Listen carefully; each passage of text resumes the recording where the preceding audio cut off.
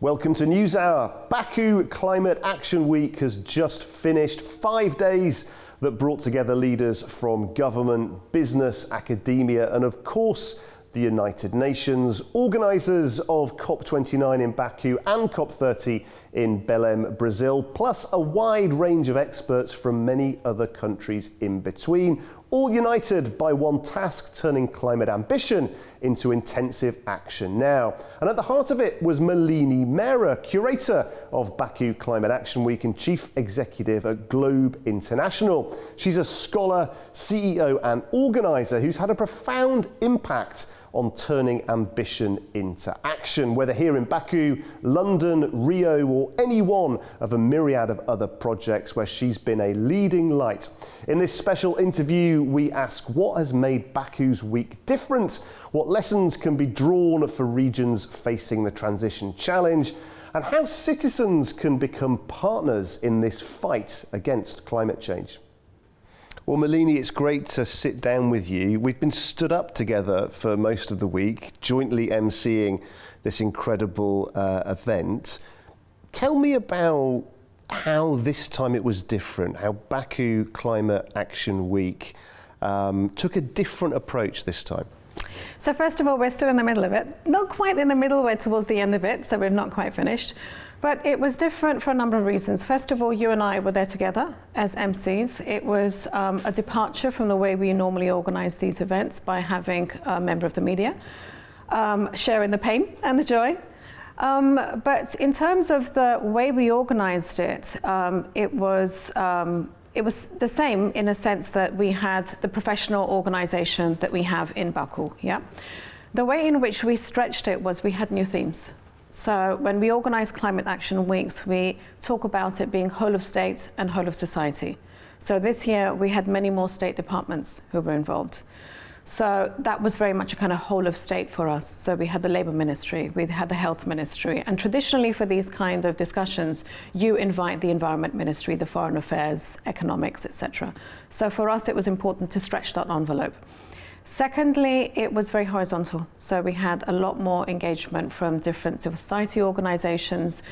We talk a lot about the importance of education. And typically when we discuss education, it's universities. But this year we were really delighted to engage primary level, kindergarten level, children of different needs and abilities, as well as the tech whizzes and the innovators who are there in the higher education sector. So those were a couple of the ways in which we did it differently this year. I have to say as well that that's diversity that you mentioned was very apparent. You know, there were high-level government ministers, there were also business people, younger people, older people, a strong focus on women, which was obviously important and interesting, and a lot of diving down into detail as well. I mean, I think for years we've heard in this space about, you know, it's time for action, move out of rhetoric and, you know, into getting things done. But for the first time, I started to notice very, very detailed maps and data sheets and specific projects that were being spoken about.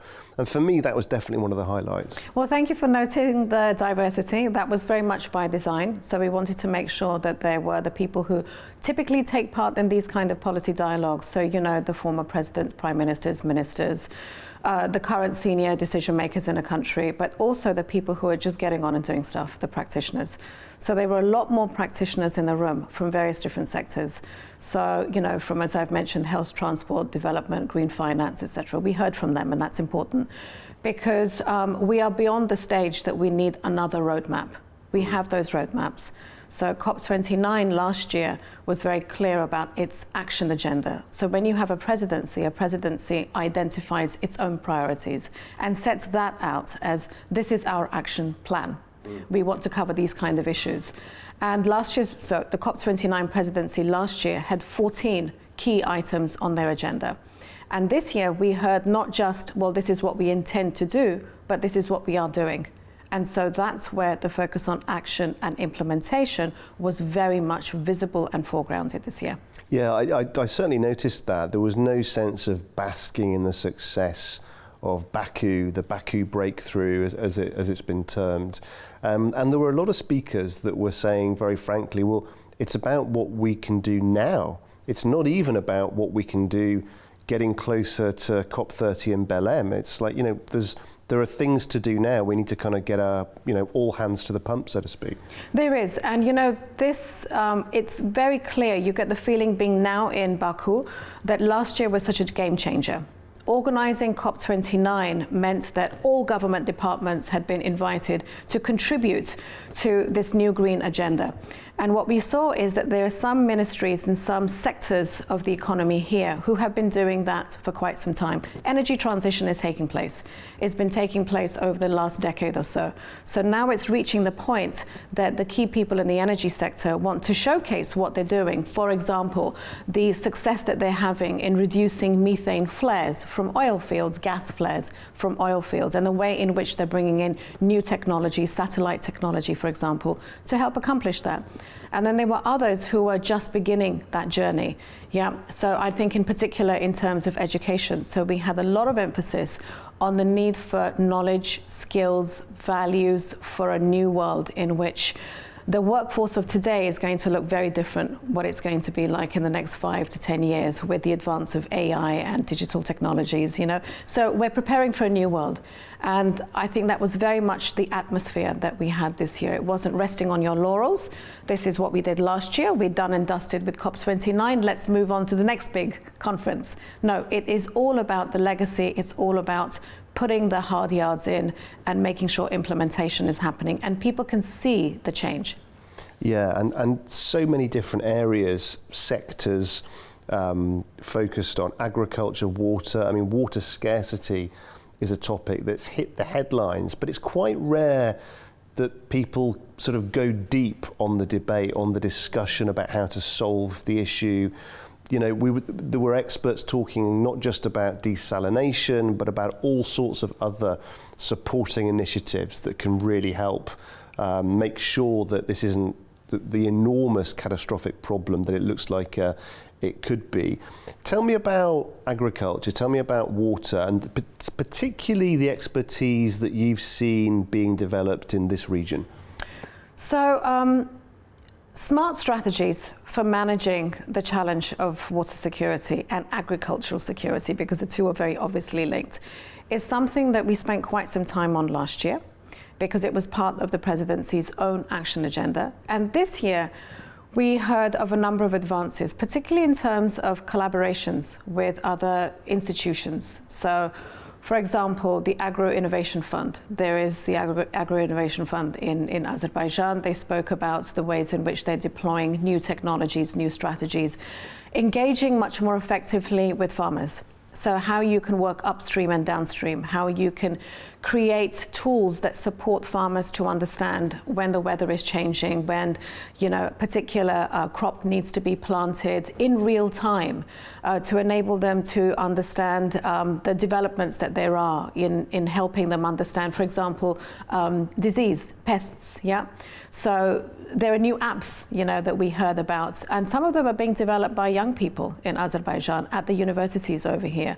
So for agriculture and water security, both of these issues are well established as very much high priority for the institutions to respond to.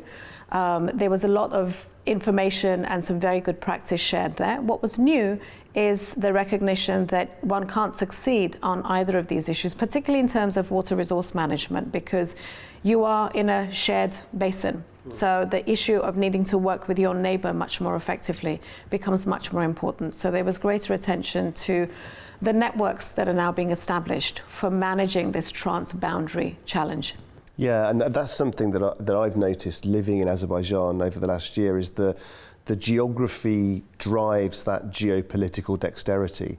The two are interlinked, and the partnerships, the collaboration over this last week, not just big companies, but smaller ones too. And actually for me, that was quite interesting that we heard from the big brands. I mean, a lot of them were here, but we also zoned in on this reality that over 90% of all businesses are small, medium-sized enterprises. I often used to say when I was in the UK that really the majority of the business sector are on these industrial parks that you drive past on the motorway, and they're sort of family-run, medium-sized factories and things like that. So for me, it was fascinating to see the ministers acknowledging that and talking about how support, encouragement, ideas, innovation can support those smaller companies too. Actually, the small and medium enterprise sector of the economy is one that was flagged as a key priority for this presidency last year, and in particular through the high-level champion, Negar Padaray.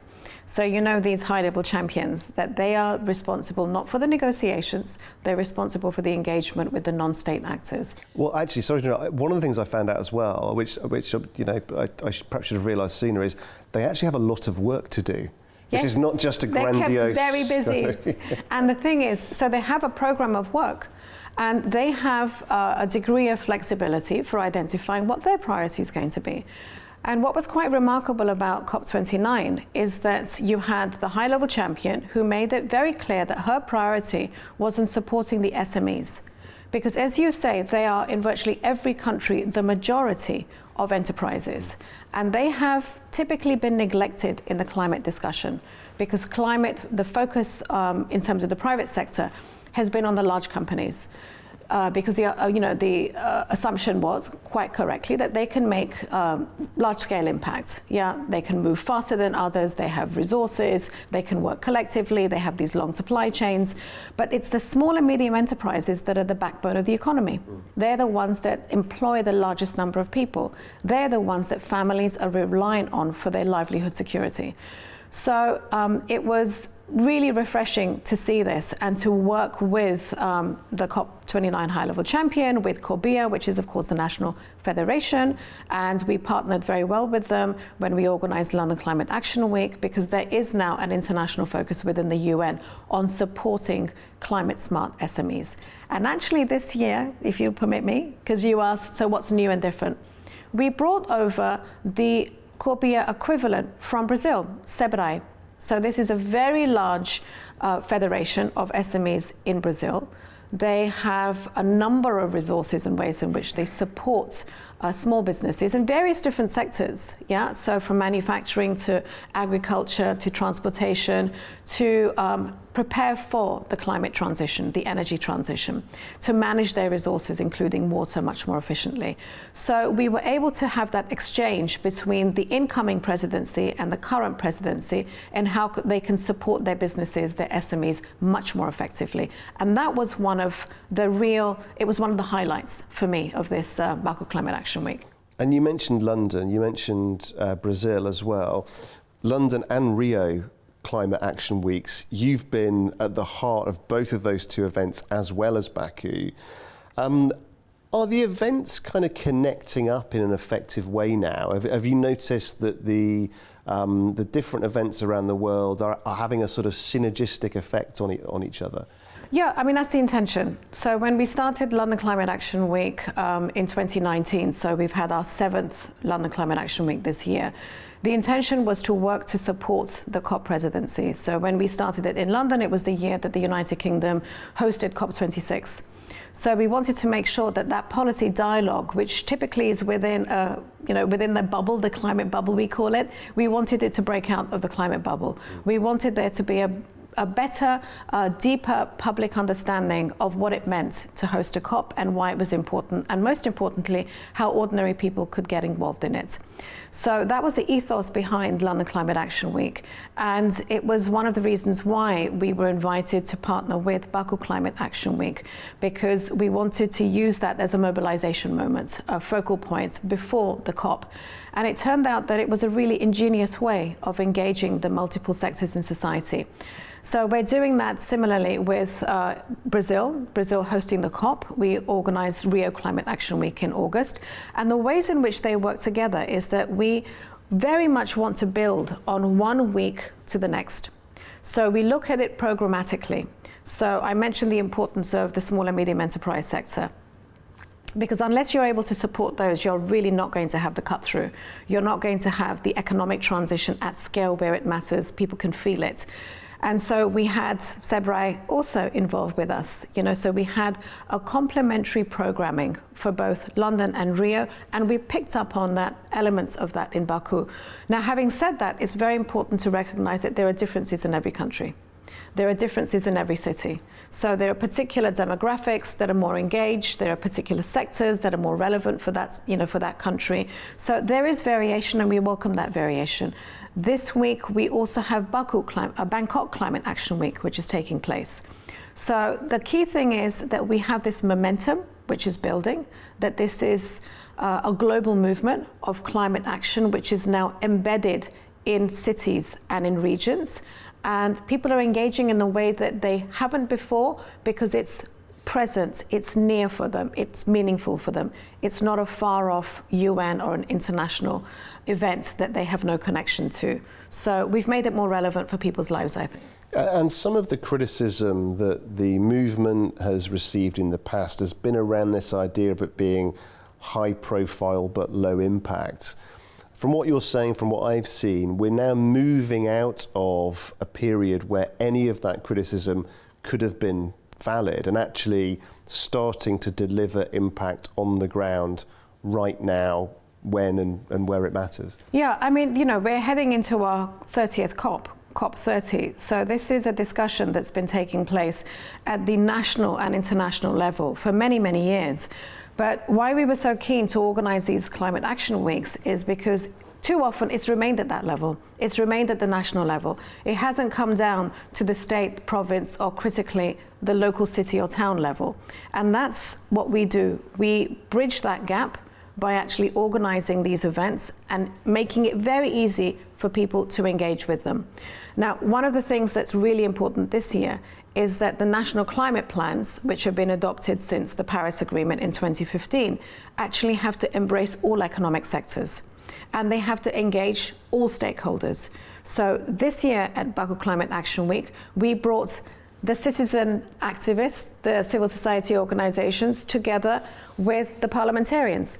Because the parliamentarians are now looking at what do these climate plans mean for us in terms of creating legislation, creating laws. So that's one of the things that's really nice to see in Azerbaijan, that there are new laws in place now on energy efficiency. So when you're talking about green building, there's a lot of talk in Baku about green building, that it's not voluntary, it becomes mandatory, it becomes part of the regulatory and legal framework. So these are the ways in which we're moving away from talk to action. And finally, just staying with Azerbaijan, I mean, by the time next year's event comes around, lots of things will have happened. Some of it we can predict, some of it, frankly, we can't. We will have been to Belém and come back again. What are you anticipating next year's Baku Climate Action Week to look and feel like? So there are a couple of points there. Next year is going to be very busy. So beyond COP, next year Baku is going to be hosting the World Urban Forum in May. It's also going to be hosting the World Environment Day celebrations. And we know how busy the Baku is in terms of big events that take place. I think a key challenge for us is to make sure that relevant events are connecting with one another. So Baku famously has been hosting the Energy Week and the Water Week. Yeah. So what we don't want to do is to replicate the dialogue. Yeah. So next year, I hope that we will be able to consolidate some of the conversations, but importantly, the commitments that are coming out of these encounters, and use that as an audit point. So if I look at what we're doing in London with London Climate Action Week, we use every London Climate Action Week as a review and audit point to hold the institutions accountable, to say to our city leaders, this is what you said you were going to do last year, show us your progress reports. So that's the discipline that we want to bring to bear. So every year, year on year, you can show progress, and that builds confidence, and confidence helps bring people along, builds trust. Well, Malini, I've thoroughly enjoyed working with you this week. Thank you so much for sharing your knowledge and your passion, not just here on stage at the event, but also now with our viewers on A News. Thank you very much. Thank you. It's been an absolute pleasure. Thank you so much. Well, we've heard from Malini Mehra reflecting on Baku Climate Action Week, where the focus was not just diplomacy, but practical action, inclusion and community. As climate change touches every aspect of life, these forums seek to turn words into impact. Well, that is all from this edition of Newshour Special. From all of us here at A News, thanks for being with us.